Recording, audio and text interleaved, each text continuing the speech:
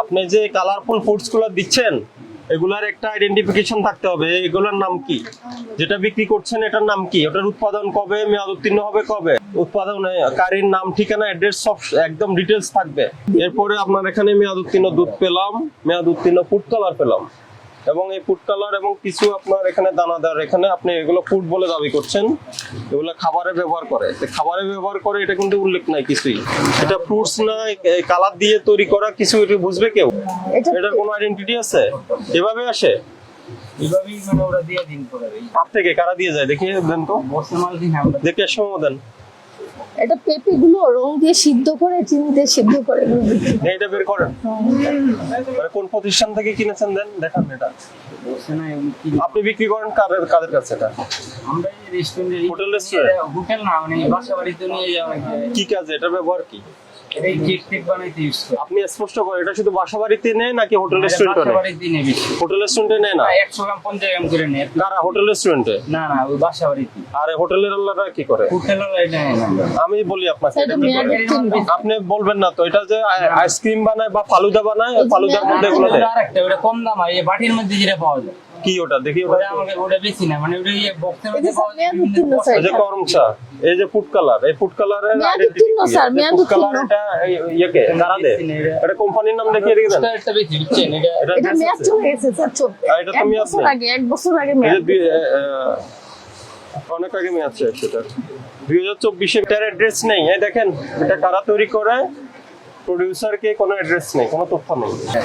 আর এটা এই যেগুলো কি, এটা বের করেন, এটা সুইট বলি এটা সুইট বল বের করেন। এটা কোথা থেকে আনেন? এটাকে এটা তো ভাই করে ওটা কি চকবাজার থেকে আসে? না না এটা ইম্পোর্টার মাল এটা। তো দেখি ইম্পোর্টারের তথ্য দেখি, কোন ইম্পোর্টার ইম্পোর্ট করে। ওটা তো বার্থডে কেকের ওই যে টপেও দিতে দেখি এগুলা।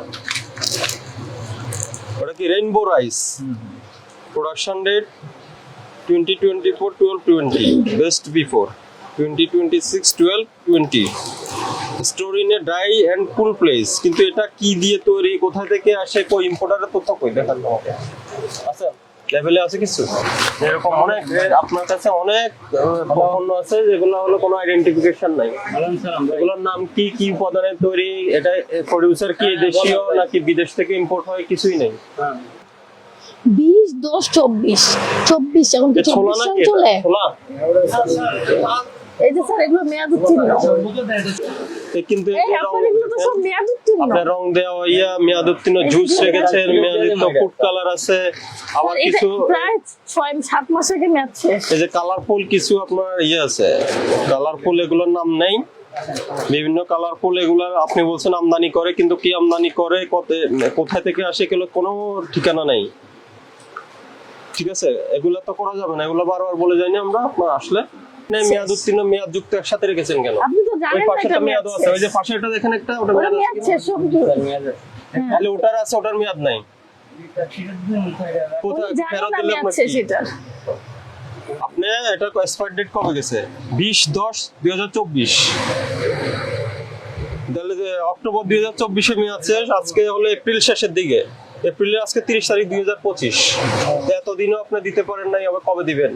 আপনি অনেক অননুমোদিত প্রোডাক্ট রেখেছেন যেগুলোর কোনো আইডেন্টিফিকেশন করা যাচ্ছে না। আপনার শুনেন আমি বলি, আপনি যে কালারফুল ফুডস গুলো দিচ্ছেন এগুলার একটা আইডেন্টিফিকেশন থাকতে হবে। এগুলোর নাম কি, যেটা বিক্রি করছেন এটার নাম কি, ওটার উৎপাদন কবে, মেয়াদ উত্তীর্ণ হবে কবে, এটা যদি বাংলাদেশে তৈরি হয় উৎপাদনকারীর নাম, ঠিকানা, অ্যাড্রেস সব একদম ডিটেলস থাকবে। এরপরে যদি কেউ ইম্পোর্ট করে, আমদানি করে, আমদানিকারকের পূর্ণাঙ্গ তথ্য থাকবে। এগুলো এটা প্রাইস কত, ওজন কত, সব এভরিথিং থাকতে হবে। এরপরে আপনার এখানে মেয়াদ উত্তীর্ণ দুধ পেলাম, মেয়াদ উত্তীর্ণ ফুড কালার পেলাম, এবং এই ফুড কালার এবং কিছু আপনার এখানে দানাদার, এখানে আপনি এগুলো ফুড বলে দাবি করছেন, এগুলো খাবারে ব্যবহার করে, খাবারে ব্যবহার করে এটা কিন্তু উল্লেখ নাই কিছুই। এখানে শুধু লেখা আছে রেইনবো রাইস, কিন্তু এটা বাংলাদেশে তৈরি হয় না, বললেন ইম্পোর্ট হয়, কিন্তু ইম্পোর্টারের কোনো তথ্য নেই। কারণ এনেছে এটা ব্যবহার কি কিছু নেই। আপনি তো শুধু ওপেন মোড় করে বিক্রি করেন। আপনি কি পাইকারি বিক্রি করেন না? না 10,000